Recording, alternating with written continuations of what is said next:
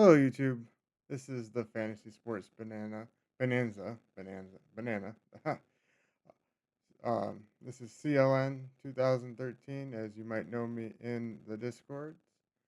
I'm gonna be doing a controversial topic as of late in the best ball space, talking about RTAs and basically the whole, stand about not having these allowed on Underdog and DraftKings.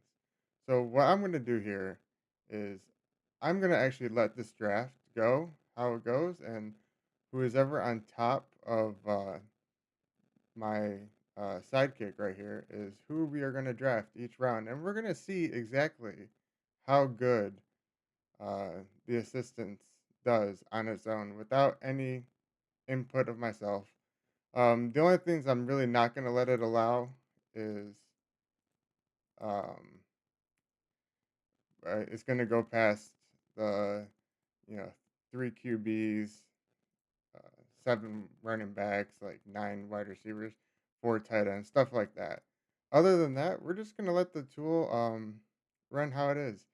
And honestly, I have nothing against the tools how it is. Um, I don't think that the game of basketball can be solved. You basically have the season broken down into four different slates, and speaking in like DFS terms. And unless you have some time travel ability, you're really not going to know the answers. At best, these are all just projections from whether you're using the sidekick from Legendary Upside. Shout out to Pat Crane and the team over there. Or you're using the solver from ETR, Establish the Run, or the caddy from Brick. I don't think just blindly following the top of the queue here on any of the RTAs will help you get there. Sure, it might increase the floor of players, especially beginners, but I also really don't think that beginners are going to be buying this tool. Um, when it comes down to it, I don't really see that majority of players using any kind of RTA uh, that are available right now. Maybe a couple years down the line, it might become more mainstream, just like how optimizers took a couple years to really get mainstream. That everyone is now using optimizers. Everyone has some kind of sim and DFS. I don't think we're anywhere near that point. And like I already mentioned, I do not believe that even if everyone was using some kind of tool, uh, you basically have to have your own user input, your own thoughts. You're controlling your exposures. Making sure you're not going overboard on players, especially players that you don't like. You have to have your own player takes. Um, when you're drafting, you got to make sure you get the right stacks, your draft capital value, and so on. So at the end of the day, sure, it might make it harder to advance if everyone started using these tools, but even at that point, I don't really see it making that big of a difference. So right here we have Gibbs and McConkey to start out. Um, just the regular draft. We're not really getting any of the new Week 17 stacks. Um, we're avoiding the buy so far. Um, I'm more of bye week bro than I am not, I would say. I definitely try to make sure there's not too much buy overlap. But other than that, like as long as my I don't ha- if, as long as both my QBs are on the same bye week, and I'm not like overloaded, I would say on a particular bye week, I'm pretty much fine how it is. And then I guess I can bring up the draft board here while we're waiting on here. See if we can notice any tendencies. from any of the other drafters. We got the guy in the four spot starting out double running back. So a little there we go. Then we got Brock Bowers and Trey McBride coming in the second round. That should be pretty stable. I wouldn't be surprised if Bowers starts to land closer uh, to the turn, maybe even eclipsing round one by the end of the offseason. It's really gonna start to tether to how um, where Neighbors begins to go. Like if Neighbors starts to fall, because I don't think necessarily Neighbors should be above guys like Puka or Amon Ra. Like I, and then when you get to Brian Thomas Jr., McCaffrey, Genty, like I feel like that whole range of 8 to like 14 can really go in about any order, and that's really what makes the second half of uh, the draft order when you start out so preferred. Really, for me, I much rather be drafting 8 through 12 uh, than I would be at the beginning. But now that we have the week 17 stacks to really go for, I think the whole board is pretty clean now. We should see start seeing some big risers here pretty soon. Um, Guys like Dak. Dak has been too cheap for a while. Now you have Pickens and Lamb pulling him up, and then you also have uh, McLaurin and Jaden Daniels, and the whole Washington game really can start pulling all the Dallas and specifically Dak up uh, a fair amount. He probably shouldn't have ever really gone as far down as he has, and he probably will make it back up to around 100. And I wouldn't be surprised if he goes past uh, like into the mid 90s, early 90s. That was pretty unfortunate that we didn't get Daniels to fall back. That would have been nice to have that stat come back to us. But luckily, we're here. We got Marion Hampton now. So now that we have a little Charger stack going on right now, so hopefully later on we can get Justin Herbert on this team. But we shall see how it goes.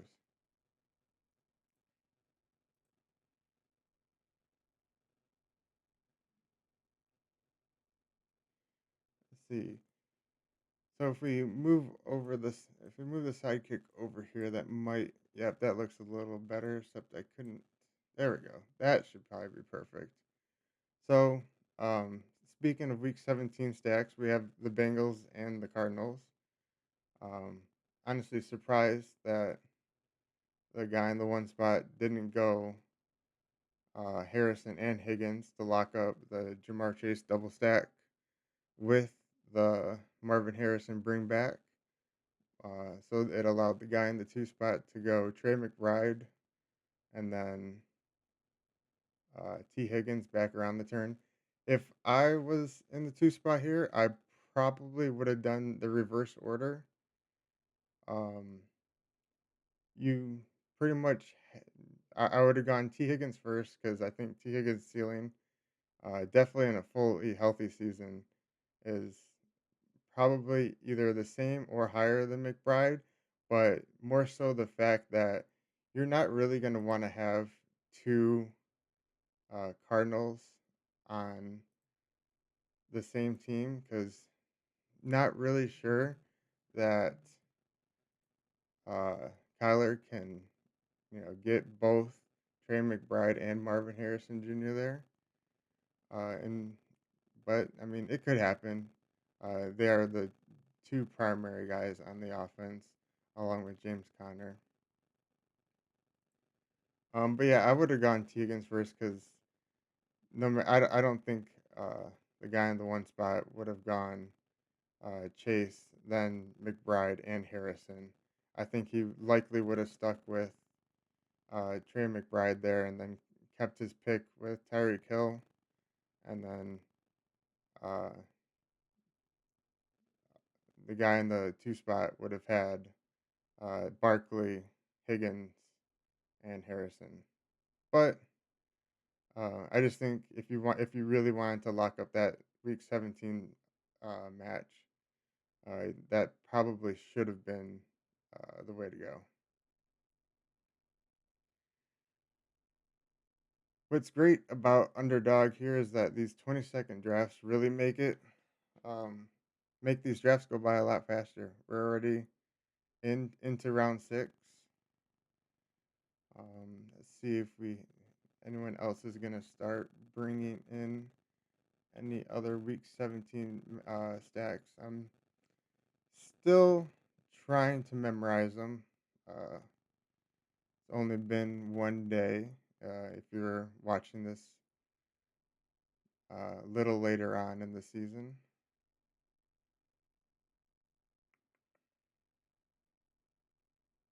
and then our pick will be coming up here shortly.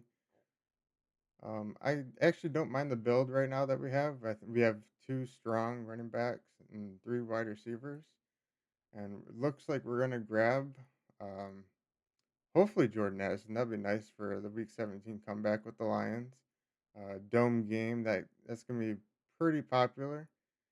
Um, I think with like guys like Jefferson, you're gonna want to try and get Montgomery, uh, and then the whole slew of Lions players in the first like 3 to 4 rounds or first 4 rounds really. Um, you're gonna want to try like get Gibbs and Addison, uh, Gibbs and Hawkinson.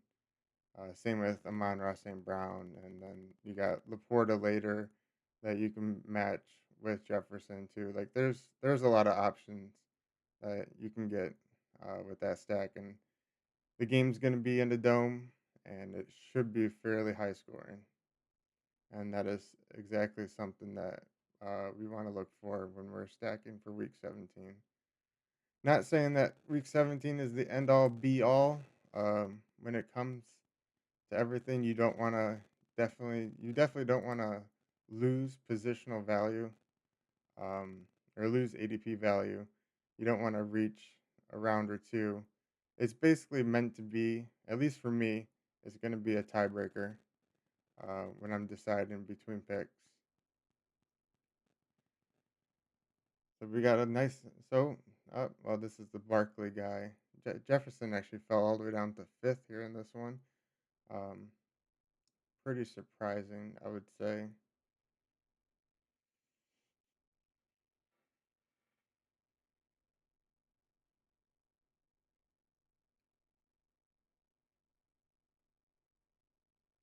But we are coming back around the turn. I wouldn't mind Laporta here.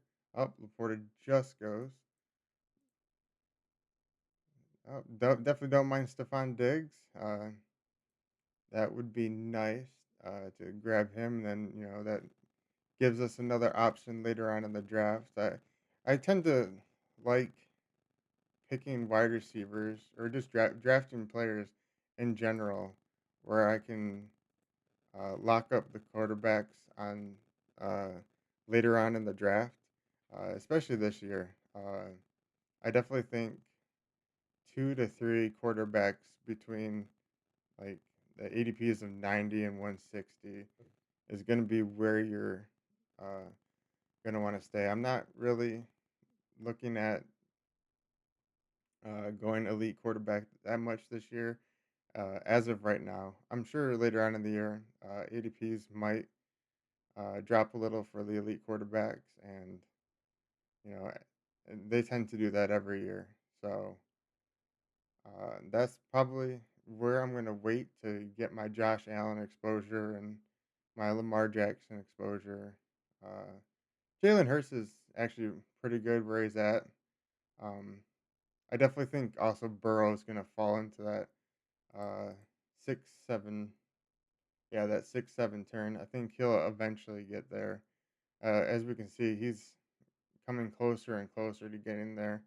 And as McBride and Higgins are just gonna stay right here, um, it's gonna take probably another month and a half, just because ADP when you're going down, it's a lot easier, or it's a lot faster for the ADP to change going upwards than it is to go downwards, just because you have auto drafters.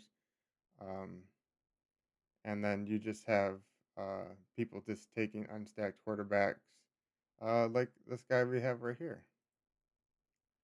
Oh, great, we have Hawkinson falling back to us. I love getting this potential Minnesota stack here.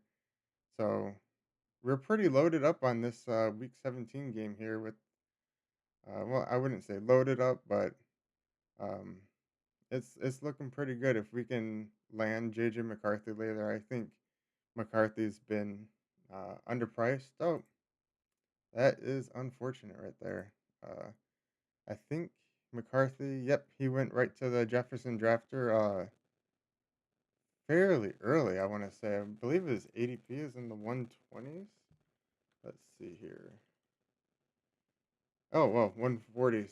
Um, so yeah, uh, that was a little bit of a reach. Um, but with that, it's we. What's great about preparing yourself for later in the drafts is that we still have several options to go for.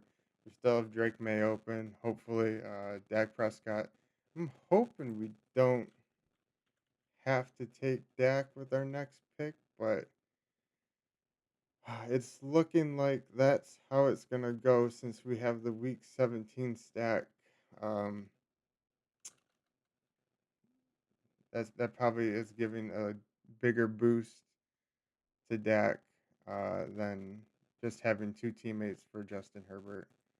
It's going to be kind of unfortunate, and this is going to be particularly why, um, you know, drafting off using any kind of real time assist RTA like this is going to where it starts to hurt you because I'm going to be giving up almost 2 rounds of ADP value when actually either case really.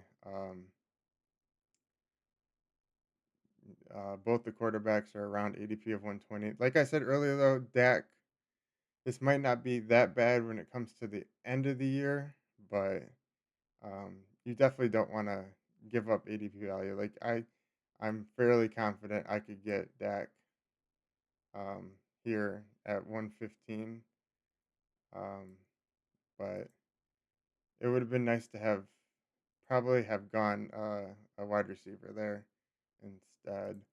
I probably would have gone to someone like Shaheed or Trey Harris, just to further on that Chargers bet. And then my next two picks, I would have looked to grab Dak and Justin Herbert. But we will see how it ends up going. Um, so yeah, no. With this video, this has nothing. I just want to make it very clear. This is nothing against Establish the Run or Legendary Upside. Um, I think both sites are great. Everyone working there between both companies are they are great people. They put a lot of hard work in, and I have ETR's ranks loaded up in here for me, and then I have the Sidekick right here, and then I can also flip back to if I just want to draft off ADP, well, not draft, but use the tool off ADP or legendary upsides rankings, or if I wanted to throw in establish the runs rankings here, I could go off that as well. We have Jared Goff here, but hopefully, even if Goff continues to fall, we're not going to have to pick him. And I'm thinking after we get Justin Herbert right here, we should have enough capital in at quarterback to where we're not going to get suggested to take another quarterback here. So hopefully all these quarterbacks just, yep, they just go right away. And it kind of can teach a very beginner player basically on how much capital they want to spend at each position. Um, and so, I mean, that in itself is, it can be good. But I really don't see, like, if you're drafting in May already, you're not a beginner. I wouldn't say so. You may not be drafting the best per se, but I mean, if you're here and you're, especially if you're watching this video, you're definitely uh, in the best ball cabal of, you know, we all know the different strategies, and it's going to be basically your player takes and um, how you personally just want to attack these early seasons. Part of drafting, I personally love getting three quarterbacks right now, even still with um, I think the three quarterback strategy is very viable. Uh, it's actually been proven to show that three quarterbacks is the best way to get through to week 17. Um, but then once you're actually in week 17, two quarterbacks might be better. So we're going to take Kyle Williams here, and I am hoping since we're doing this, we can get Drake May to come back to us.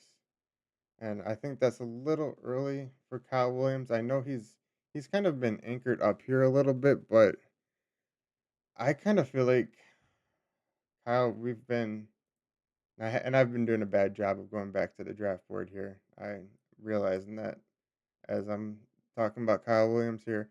But going back to Kyle Williams, I think he's almost being drafted near his ceiling. I can't really see him getting up too much. I don't know what we're gonna be expecting. Like even if he's I guess we might not be accounting yet that Kyle Williams will probably be the number two in New England, but still it's New England's offense, and yeah, they're getting an offensive coordinator upgrade. I just don't think we're gonna see like that big of a touchdown or that big of a season from Drake May. Like he'll have a good season for sure, especially with his rushing upside. And Drake May goes at 130. Um, yeah, Drake May goes at 130. Um, didn't think that. Yeah, he had good stacks with Caleb and Brock, but don't see why he wanted to get Drake May there. But I mean, that's fine. Um, Yeah, I just don't really see Kyle Williams moving up too much unless we aren't fully baking in that he's going to be the wide receiver two in New England. And I think his ADP probably should be closer to like the mid 140s, like around 13, 14. He should be going probably, no, probably like in this area right here. Yeah, or in the 13, 14-ish rounds. Go ahead and lock up Jake Ferguson as our stack piece with Dak Prescott here. So now we have, I'm going to move this over here. We got a Dak double with Jake Ferguson and George Pickens and to Washington. And then we got Terry McLaurin for the Week 17 bring back. And then we also have Justin Herbert stacked with Hampton and Lad McConkey. And I believe, if I recall correctly, they play Houston week 17. So maybe we can tack on Jalen Knoll here um, in the next round or two. But actually, this draft, I mean, It's not going as bad as I thought it would have. I don't know if bad is the right term that I would use. It's more so just like losing out on ADP value, and we kind of saw that here with our Dak Prescott pick. But other than that, I mean, I think we're building a solid team. We're strong at running back. I feel pretty good about wide receiver. Don't love having two New England guys without having Drake May. That's for sure. But I think we're pretty strong at tight end too. So yeah, it's basically gonna be if to see how we shake up at running back here. And Tyler Algier is one of my favorite picks here in these later rounds. So I will happily take that any day. And it looked like Jalen Knoll went already. Let's see if we can find him on here. Yep, he went on the turn. Really, not much left to get with the Week 17 for the Chargers. If they are playing, I'm pretty positive that the Texans are playing the Chargers Week 17. I could be completely wrong here, though. I wouldn't be surprised if I was wrong. Um, but the only real option that we have left is uh, Dalton Schultz, and Dalton Schultz is probably not one I want to add if I'm thinking of a later tight end. Um, I much prefer someone like Jawan Johnson, or like I think we're strong enough that we can take a flyer on one of the rookies here later on in the draft.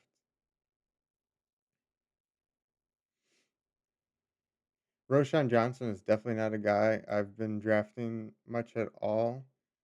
Um, so it'll be interesting to get a share of him here.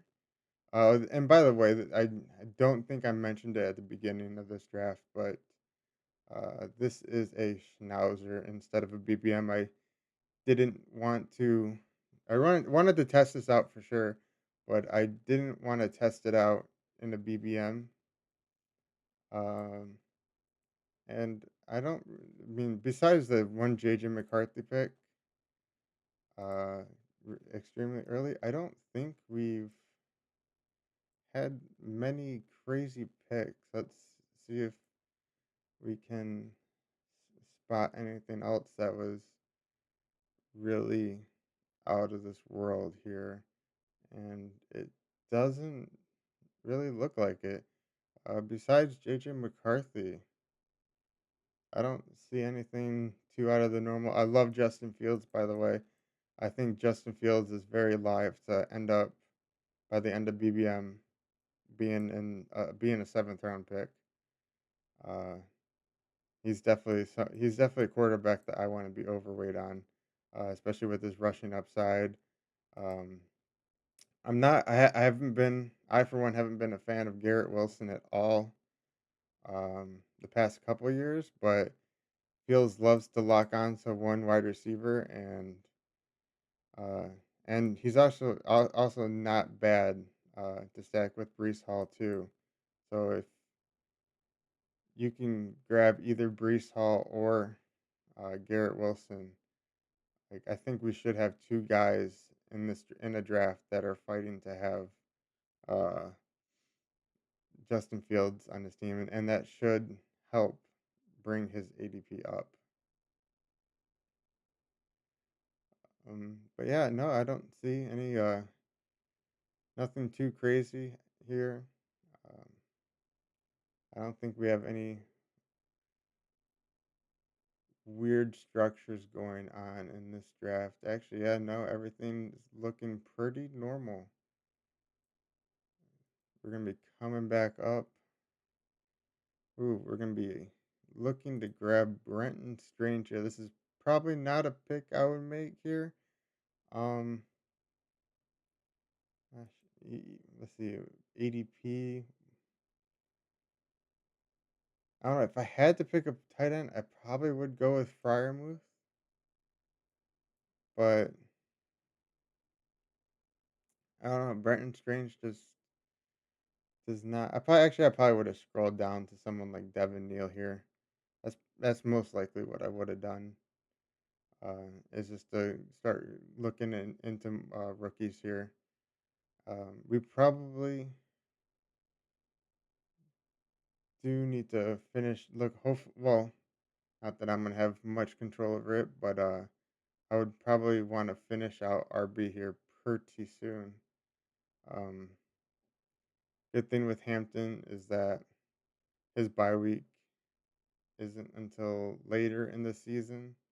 Well, and then we got mostly early guys here, so we should be fine on that part.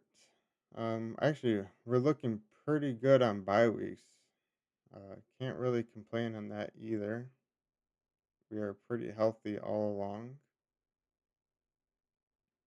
Yeah, no, it's looking solid. Looks like a solid team that the Sidekick is drafting, quote unquote, for us, as some would say. It's, I mean, you do have to make your own picks, but yeah, there are definitely some changes I would have made, but and then you also don't know how the drafts would have fell. Like for me right here, I would have grabbed probably Trey Harris and then try to get Dak right here at 115, and then uh, Justin Herbert here at 126. I think that would have been a little bit stronger than what we have going, and it would have alleviated from having two uh, Patriot wide receivers here. Um, I think Jarquez Hunter is a very strong rookie pick here. We're really I want both him and Corum coming into this until we hopefully find out an answer. If we'll see if one of them plays basically in the preseason. If one of them doesn't play, we are gonna know that that's the guy that uh, will probably have some kind of a role in the offense. And Jarquez Hunter looked good coming out of Auburn, and uh, it's going to be a good battle between him and Corum for that running back two spot. But this is usually I don't want to attack unknown backfields for like RB2 and RB3, but this is just one where if if Kyron's gonna go down, you're gonna want to have uh, the RB2 out in for the Rams because that spot is so valuable to that offense. And if we do get an answer, uh, either Corum or Hunter will rise probably up to round 13, round 14. Let's see here. Kokert is not someone I would probably actually go with Tesla here myself if I was picking. Just based off a quick glance, I don't like that we're gonna be tacking on another bye week here. I believe that's a week 14. Yep, week 14 bye.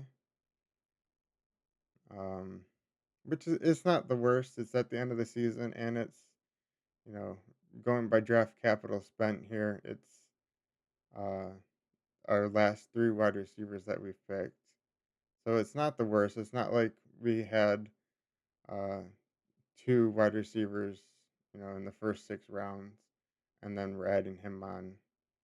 So it's not as bad. Like Jordan Addison also might be getting suspended. He will be getting suspended. How long we don't know, whether it's 2 or 3 games. So and then he also has an early bye week. So that's gonna be uh that's gonna hurt a little bit at the beginning of the year, but we do have later bye week players. So that should get us through any kind of potential issues that we would have of not scoring enough points. We are actually coming on pretty close to the end of the draft here. Um, it looks like our build is going to end up being 2-5-8-3. Um, Solid build. Nothing against it. It's probably something I would do pretty often. Is especially now that we know the bye weeks is on Underdog. 2-5-8-3 will probably be my most. Probably my second most uh, drafted structure. I do think I want to lean more towards three quarterbacks, just for advanced rate, and then making it to week 17. Having three quarterbacks stacked up is um, probably preferred for me. And we're gonna get Torrey Horton here, who is someone I liked a lot pre-draft, and it gives us that week 17 stack, even though it's it's with Jalen Coker. Um, like I still right here would have much preferred Tesla, but I'm guessing it's the week 17 stack that is giving a little bit preferential treatment. And I mean, there's also really not that much competition uh, in Seattle. I mean, after JSN, there's really not that much. I mean, yeah, they got Cooper Cup in the off season, but I mean, I don't know. It just feels like he's on his last leg, literally. So that's pretty much going to wrap it up with this draft. Um, it looks like this draft really only lasted just under 40 minutes. This is my first video on YouTube. Please give a like, comments, let me know how I did and things that I can improve on. I mean, I have like a million things going on in my head of how I can improve, uh, especially with the draft board and just, getting more comfortable streaming and recording videos.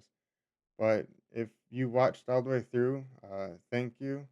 I should be doing my first live stream tomorrow, um, May 16th.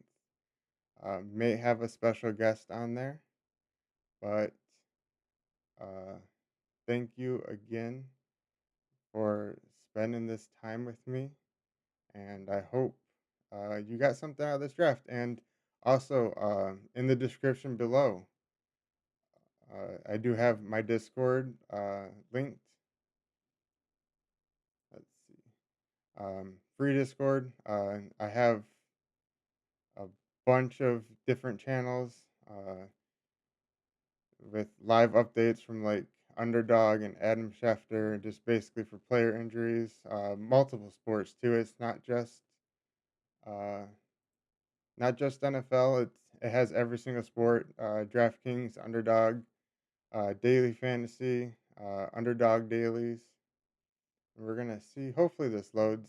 Uh, Firefox does not usually like this too much here. If it doesn't load back up though, there we go. This took a little while. So we'll bring back up the draft board here. But yeah, the Discord free. Feel free to join. First 100 members get an OG role, and we have lots of community members already in there uh, discussing different draft strategies, giving their player takes, and I also have different areas of the Discord where, I'm promoting other streamers, streamers that you probably already follow, but every time they go live, a mention will go out in the Discord letting you know that, you know, X streamer went live, uh, and just so like, we can all support each other. from the biggest of us streamers to someone like me who is just starting brand new. Um, so yeah, thank you. I appreciate anyone who made it this far, and even if you just skipped all the way to the end, thank you for clicking on the video. Um, have a great rest of your day. I should be seeing you guys tomorrow. Live stream 5:30 Eastern Standard Time. Should hopefully have uh, a guest on there. And thank you for watching. Have a great rest of your day.